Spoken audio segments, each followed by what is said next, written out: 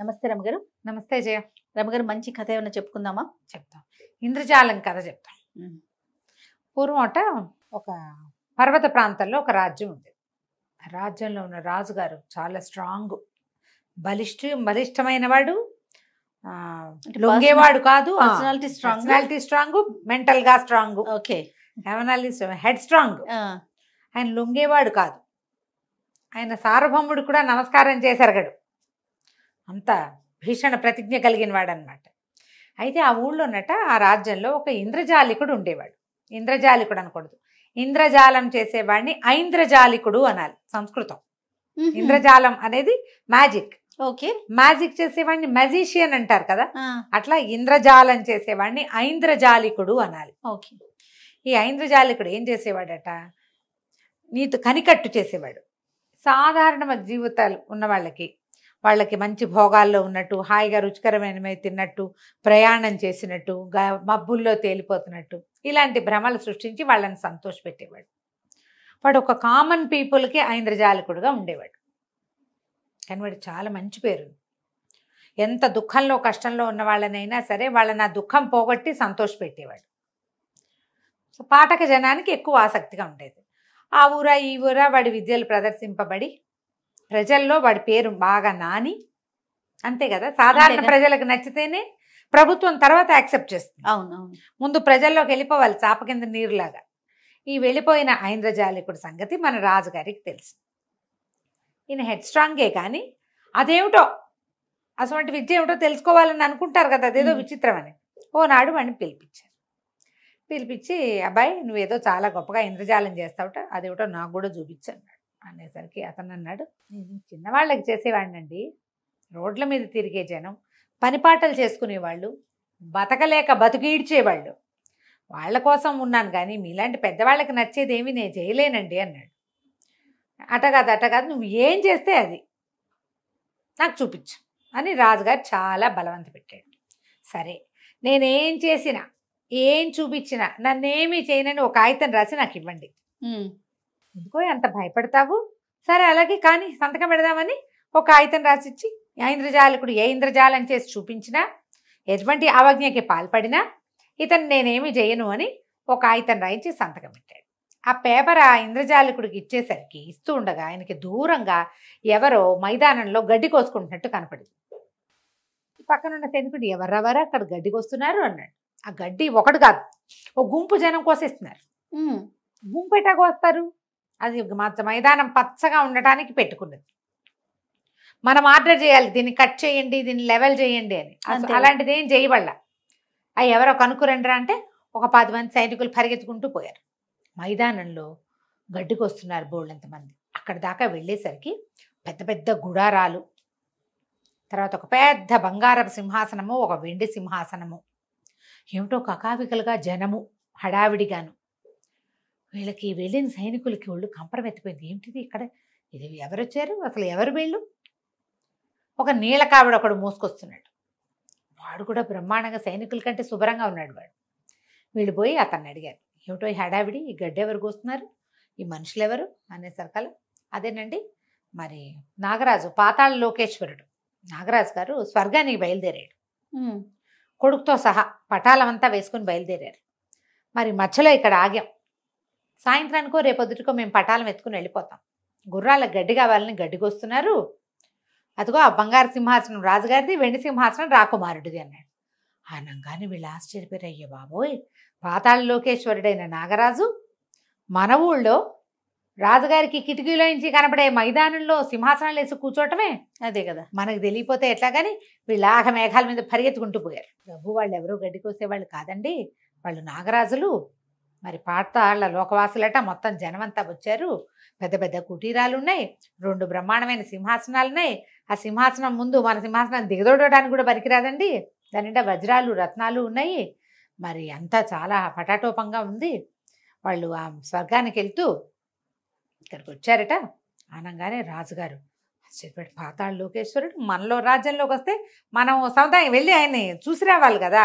అక్కడి నుంచి ఈయన కొంచెం పటాలాన్ని వెంబడబెట్టుకుని పరివారంతో వెళ్ళాడు. ఆయన ఎవరో రాజుగారు బ్రహ్మాండంగా ఉన్నాడు. వీళ్ళే 6 అడుగులు ఉంటే ఆయన 8 అడుగులు ఉన్నాడు ఏకంగా.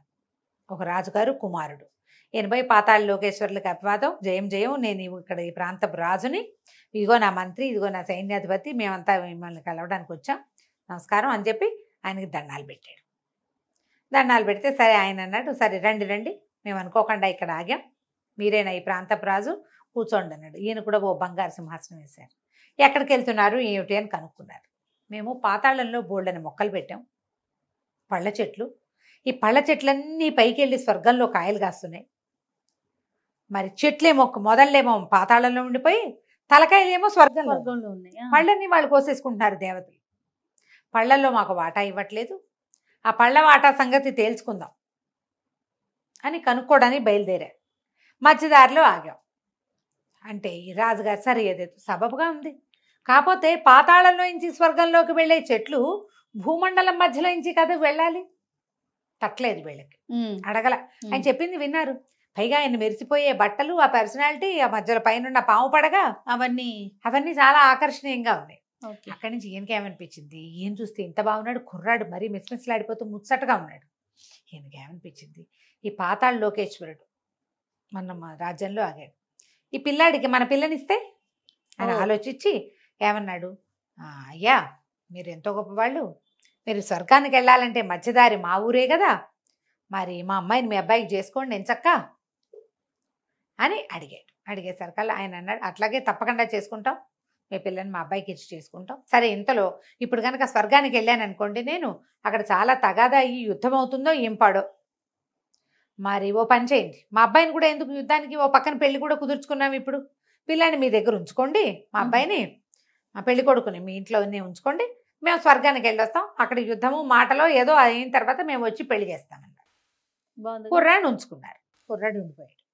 కొద్ది రోజు వీళ్ళేమో మొత్తం పటాలం అంతా వెళ్ళిపోయింది, అంటే స్వర్గానికి వెళ్ళింది అనమాట. కొద్ది రోజుల తర్వాత ఆకాశంలో నుంచి చేతులు కాళ్ళు మొక్కలు మొండాలు తెగి పడ్డం మొదలుపెట్టినాయి. అంటే యుద్ధం మొదలైందనమాట. చెయ్యి తెగి పడింది ఎవరిదో, ఇట రకరకాలు పడ్డాయి. ఈ పడే దాంట్లో ఒక దాంట్లో శిరస్సు పడింది. సైనికులంతా హాహాకారాలు చేశారు, అయ్యో అయ్యో నాగరాజు చచ్చిపోయాడు, ఈయనే పాతాళ లోకేశ్వరుడు అని. రాజు మంత్రి పరిగెత్తుకుంటూ వెళ్ళి చూసొచ్చారు. చూస్తే ఏముంది, పాతాళ లోకేశ్వరుడు సాక్షాత్తు.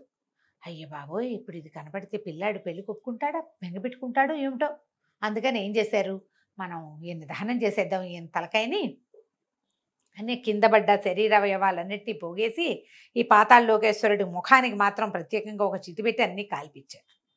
వీళ్ళ దగ్గర ఉన్నాడుగా పాతాళ లోకేశ్వరుడి కుమారుడు, నాగరాజ కుమారుడు, అతనేదో లోపల నుంచి బయటకు వస్తూ అక్కడ పొగొస్తోంది ఏంటి అని ఒక ముసలి దాదెమ్మని అడిగాడు. అమాయకురాలైన దాది, అయ్యో మీ నాన్నగారి చితి కాదుటండి అది అని చెప్పింది. చెప్పేసరికల్లా రాకుమారుడు ఒక్క పరుగును వెళ్ళిపోయి ఆ చీతిలో దూకేశాడు, హాహాకారాలు చేస్తూ మా నాన్నో అనుకుంటూ. లబో దిబోమన్నారు పెళ్లి కొడుకు. ఇప్పుడు ఏం చెయ్యాలి, సరిగ్గా 5 రోజులు గడిచింది. పాతాళ లోకేశ్వరుడు వచ్చేసి అడిగాడు, మా అబ్బాయి ఏడే అనగానే వీళ్ళు తెల్లపోయారు. ఈయన వచ్చాడేమిటి, ఈ పిల్లాడు కాస్త దూకేశాడు, ఇప్పుడు ఏం సమాధానం చెప్పాలి, ఆడిపోయారు సైన్యం అంతా.